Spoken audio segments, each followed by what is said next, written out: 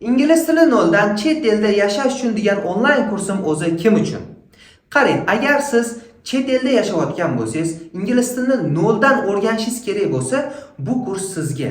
Umuman bilmaydiganlarga yoki 2-3 oydan beri o'rganib, noldan boshlab yaxshi o'rganib keta olmayotganlarga bu kurs. Yoki siz chet elga yashamoqchisiz, ketmoqchisiz, unda shu kurs sizga. Keyingisi, agar siz IELTS olmoqchi bo'lsangiz, noldan o'rganib turib, unda mana shu kursimdan boshlaysiz.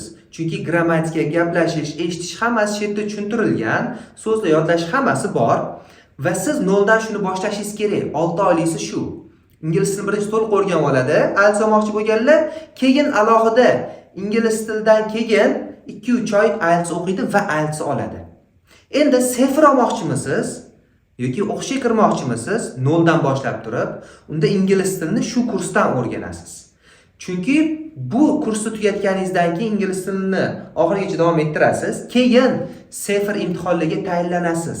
Ingliz tilini baribir o'rganishingiz kerak. Ingliz tilini 1 yil ingliz tilini o'rganmasdan turib, siz boshqa joy IELTS yoki sifirni topshira olmaysiz. Unga alohida tayinlanishingiz kerak baribir.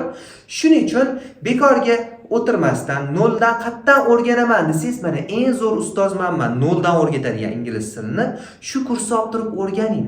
6 oylikni o'rganasiz. 60% ingliz tilini.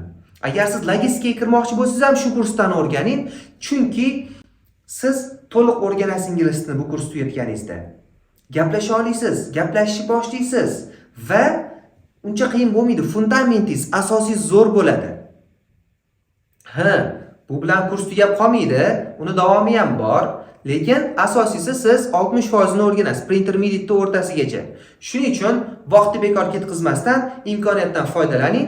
Shu nomerlarga Telegram yoki WhatsAppdan bahor deb yozsangiz, biz sizga qanaqa olishingizni ketma-ketligini tashab beramiz.